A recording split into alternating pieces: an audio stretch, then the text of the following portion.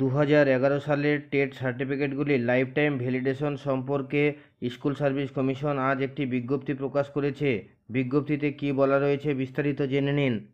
2011 সালে 12তম আরএলএসটির মাধ্যমে যে শিক্ষক নিয়োগের পরীক্ষা হয়েছিল, সেই পরীক্ষায় যে টেট সার্টিফিকেটগুলি দেওয়া হয়েছিল, সেই সার্টিফিকেটগুলির লাইফ টাইম ভ্যালিডেশনের জন্য কমিশনের তরফ থেকে 31শে জুলাইয়ের মধ্যে অরিজিনাল টেট সার্টিফিকেট, একটি আইডি প্রুফ এবং একটি অ্যাপ্লিকেশন লিখে জমা করতে বলা হয়েছিল স্কুল সার্ভিস কমিশনের সেন্ট্রাল অফিসে।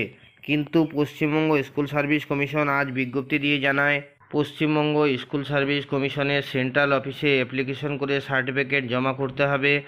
এরপর সেন্ট্রাল অফিস সমস্ত অ্যাপ্লিকেশনগুলি ভালোভাবে চেক করার পর সেগুলি পশ্চিমবঙ্গ স্কুল সার্ভিস কমিশনের ওয়েবসাইটে দেবে।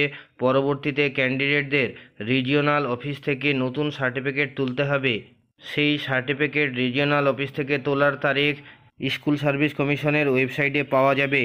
যে কোনো আপডেট আসলে আমি আপনাদের শেয়ার করি। ভালো লাগলে লাইক দেবেন, শেয়ার করবেন।